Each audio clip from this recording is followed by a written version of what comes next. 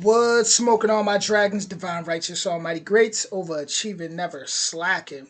This is Beau. I almost said Beau. Beau of the fifth column.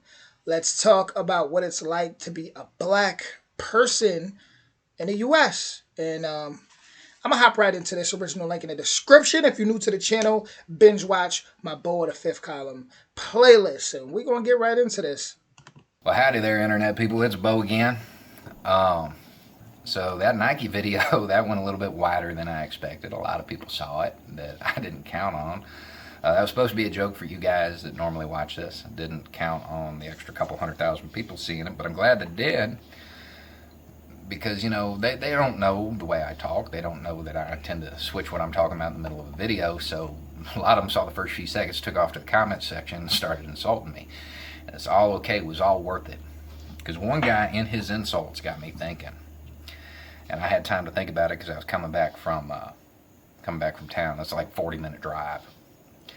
The insult was that my IQ was 2 points higher than a plant. It's alright, Beau. I get insults all the time. People on the internet love to talk. For no reason, too. They'll just comment, say something crazy. And that I needed to, or asked if I could open my hick mind and understand what it was like to be a black person in the United States. No, I can't. Neither can you. Neither can you. I know right now there's some white ally out there learning the terminology that say, no, I understand. No, you don't. You may get the statistics. You may understand the numbers. You may get that. There's a huge disparity in the criminal justice system, and because of that, it translates into more unjust violence being visited upon them. You may get that. You may understand that there's a huge income equality gap.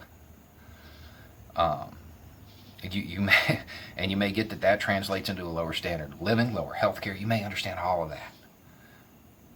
Doesn't mean you understand what it's like to be black in the U.S. It means you get the numbers. Maybe you understand a little bit of the history. But see, it's way deeper than that because, when we think about slavery, we think about the physical costs of slavery. And they're horrible, no doubt. But I think today, what's more relevant is something else. Where are you from? Not in the U.S. Where are you people from?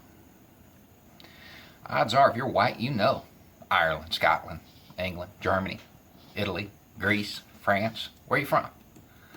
And based on your answer, I can tell you all kind of things about you. I can tell you whether your gravy is red, brown, or white. I can tell you what kind of booze you probably drink. Tell you what kind of food you eat. Tell you what cuss words you use. Translates into a lot of things.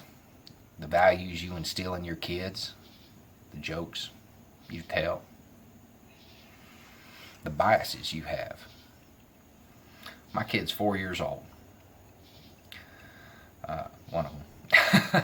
He's 4 years old. If I look at him and I say, ooh, ah, he's going to go up the rah. Now, if you're Irish, you just laughed. If you're English, you probably got a little mad because that's part of your cultural identity. If you're not either one of those, you have no idea what that means. 4 years old. Kid doesn't know where Ireland is. Couldn't point to it on a map. But it's already starting to get ingrained in him. He's already being able to take pride in that cultural identity. Why don't we have Bantu pride? Congolese pride? Why don't we have that? See, the sociologists, they like to point to black pride and say, oh, well, it's a healing endeavor. So, black people can get together and they can join in that struggle. That's a cop-out. That is a cop-out. That's a whitewash of the reality. The reality is that slavery ripped that from them. They have black pride because they don't know. I don't know. It wasn't in the slave owner's interest to keep track of the cultural heritage of his property. Okay, let me go ahead and just stop it there. The reason why it's so difficult, I'm gonna dive into this. We're gonna talk. when you look at, I just spoke about the North Sentinelese tribe that they had found off the coast of India that they said had a lineage, on that island alone, 60,000 year lineage, and they just were on that, they're on that island, just, and the island's about the size of Manhattan. Dark people, right over here, they would be called black. Dark people, darker than me. Now, could you imagine? Because so much has been moved around, so much people have been moved around, so much has been going on. Um, could you imagine those people coming to that island right there and saying, colonizing that island for its resources, and years down the line, telling their descendants, you guys came from Africa. Even when I read about it, they were like, oh yeah, they must have migrated from Africa some 60,000 years ago. I don't believe that. What I'm trying to say is, just like on these lands, Turtle Island, the Americas, there's there was people that was already dark, copper colored people, dark people. You could sit here and say, "Well, that's not black." Listen, what is black? Is it well? Our names been changed around so much. Colored, Negro, this, that. It's like, what is? We have all type of phenotypes. We were told just the flat nose and the nappy hair. That's some slave stuff, right? But the truth of the matter is, you can go to Malaysia right now and go into the forests of Malaysia. You can look this up on YouTube and go look at those natives and look at how they look. You're gonna see afros and all that. Look at the Philippines, the Negritos, and the Philippines, the natives in the mountains. You're gonna see afros and all that. A lot of them was taken to the Americas and put in, actually, in zoos over here. So there's a lot of people who, since those Negritos was taken to America, there's a lot of people who have that in their blood. So the confusion, it comes from so much lies and so much people getting in positions to teach information based off lies to further confuse. That's where the confusion comes from the lies. Simple. So that cultural identity that shapes you, it does. Think about it. Think about how much of what you are as a person is linked to your heritage like that. Stripped away, gone, and it got replaced. It got replaced. Imagine that. So much lies being told, and then all you got is, well, you're from Africa. Your last name taken, switched. You're from Africa, right? People tend to say, well, Africans were selling Africans, and Africa's a really, really, really big continent. For the tribes that were doing that, how much innocent people were fighting against that weren't with that. It's just like these narratives that it's like we focus on only that part. Oh, they were selling, and I just think that's kind of wrong. I think that's kind of wrong. Down here in the South, especially out in the country, you go into a black kitchen, somebody is going to know how to cook hog jiles and chitlins. Pig's feet. Down here, that scene is black cuisine. That didn't come from Africa. Not the way pasta or shepherd's pie came with us. They said them I don't even want to say slaves, but them runaway slaves. They knew the land. They knew the land. They knew how to harvest on the land, how to plant on the land. They knew the soil. It's because a lot of them was already on this land. They didn't. There's a movie. Who's in this movie? I want to put up the clip. Was it Johnny Depp in this movie? Somebody in this movie. But they put the truth in there for a split second. This dude's like, yeah, we went and we slaved a bunch of black guys that were already here, and then we went to Africa and grabbed more black guys and brought them over here, and then we called them all. Like, if you know that movie, comment in that movie right now. We'll pin you to the top. You the lucky winner. That came from the plantations. That's what the slave owner threw away and let them eat. They endured that for so long, it became part of their culture. They endured it for so long they got good at it. Found a way to make it flavorful. No, I can't understand what it's like to be black in the U.S. I can't understand what it's like to have my cultural identity stripped away and replaced with the knowledge that when my granddad was a kid, people didn't think he was human. Yeah, that's crazy. Um, that is crazy. I think what always gets me when I look at the past too is when they all those postcards when they were lynching people and like they would smile around the body with kids and stuff like that was that's real demonic to me. I try not to pay attention to that stuff, but that's like real demonic. That's pretty crazy when I look at that. Or that what is seen as my cuisine is because we got good at cooking trash.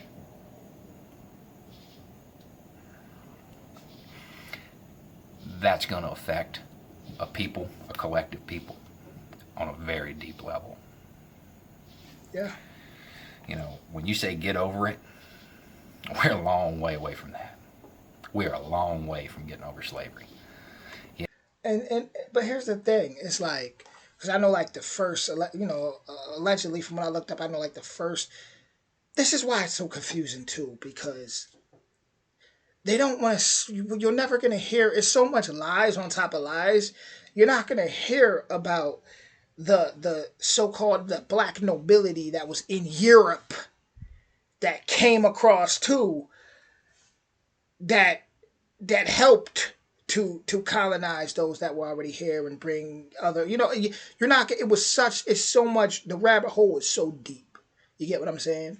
And I do believe that obviously they want so-called black, I'm gonna say, people to look at so-called white people like they just did that. But in all reality, the rabbit hole does go a lot deeper. You get what I'm saying? And this is why it's so much confusion. Um, I even believe that there was a lot of so-called white people that was here before, way before Columbus too. I mean, look at the Vikings. You have the Vikings. That's proof. They at least tell us that the Vikings touched down here prior to Columbus, but it was just a whole nother world. Is what I'm trying to say. Prior to what they tell us about Columbus, uh, where they just confuse everything. And when you got, it's like I read something that says if you want to really like destroy a people, you have to pretty much like obliterate their history and how they view their history, right? And that's what that's what's going on. Like that's why it's so confusing. That's why there's always an argument there. There's always an argument there. But in our reality, it's like the rabbit hole is so much deeper than what we think. So much deeper. Yeah, the physical scars, they've healed. They have. Cultural ones are still there because it's gone. It was stripped away. Just vanished in the air. And I really want you to think about how much of who you are as a person comes from the old country. And then imagine what it would be like if you didn't have that. And if what it was replaced with wasn't love of the red, white, and blue. Because the red, white, and blue didn't love you. It wasn't that long ago, guys. There are people alive today that dealt with that dealt with some pretty horrible stuff. And it's getting better. But it's not solved. That problem's ongoing, and it's going to stay ongoing for a while. I've seen people say that they're not African American, that they're just American. And I love it. Good for you. I cannot wait until the day comes when all of us just leave those now. Go look into the black a Webster's dictionary of I might have to put the link up, but it's this certain Webster's dictionary way back in the day. It'll tell you, that a American, was for the Aboriginal copper colored people that was found in America. Later on, given to Europeans. So when they say they're American, it's because they are. A lot of them. Um, And there's a lot of people that know what's up. More and more as the time goes on, a lot of things are being revealed. Um, but it's like, here's the thing, like even I don't like to like look at, oh, slavery is a, because it's like I know what people, so-called black Americans, did after slavery. I know, like Black Wall Street, and all these. I just learned about Syracuse. Somewhere in Syracuse, they had a little Black Wall Street. Like all these places, they had Central Park, which was Seneca Village.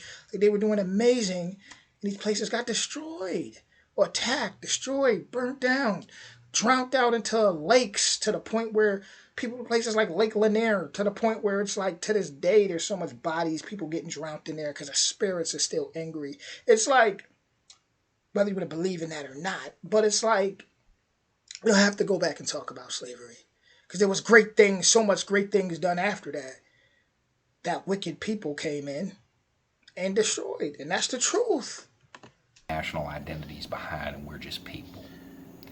But that's a long way off. And until then, we're going to have to address our history. And while we may find it uncomfortable to address our history because we don't like it, we don't like the things that our people did, understand there's some people that don't know theirs. They don't have that source of pride to reach back to. I actually think that's why that Black Panther movie did so well. Because it's just like, just like every European ethnicity has that origin myth. It gave them that. So it's just a thought.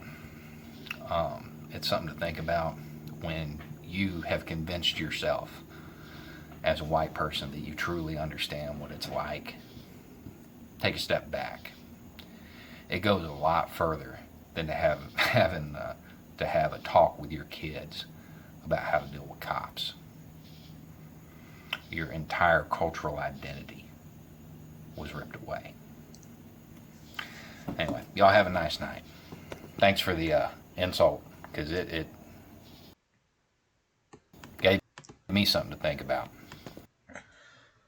As far as a cultural identity, that even though a lot of things were ripped away like that, guess what? It still lives within our DNA. You would think that a people who suffered so much like that, and have so much confusion and so much going on. You hear about, oh, shot by cops, this, that, and third.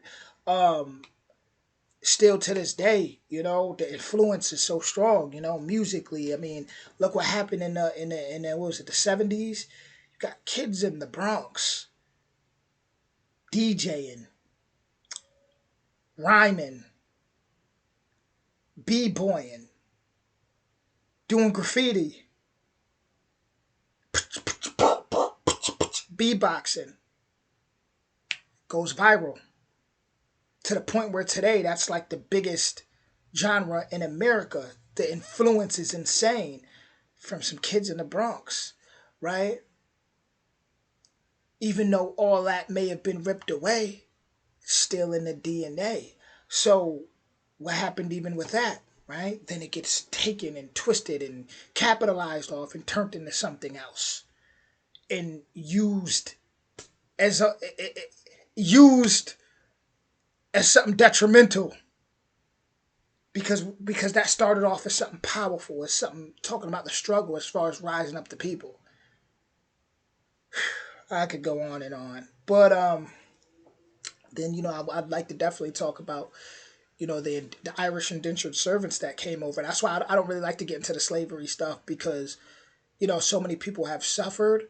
It's just a lot deeper than that. It's a lot deeper than that. It's just the rabbit hole goes so deep, guys. My advice would be to just keep an open mind, be a very good listener, and don't just jump to what you hear, because it's a lot of people out here with agendas, and it's a lot of people out here who get paid to say certain things too, to keep certain arguments going or push certain narratives. This is why you always hear people say things like, "Oh, but you know, Africans are selling Africans," and it keeps you over there instead of thinking about the truth. Even though I'm not saying that that didn't happen, but what I'm saying is, it's like they keep you focused on certain things for a reason, so you don't unite, kinda, and start to really dig into history and find out maybe, okay, what real treaties happened. Okay, what really happened over here? Hold on. We know we heard they were from Africa, but you said you got a lineage to what? Hold on. So where did we... Now I'm gonna end it there. With that being said, that was a Beau of the fifth column with another amazing video. Shout out to Beau. Original link in the description. And definitely go ahead and go and binge watch my Beau playlist, which is getting deeper and deeper. With that being said, enjoy your night. Much love. I thought I stopped recording.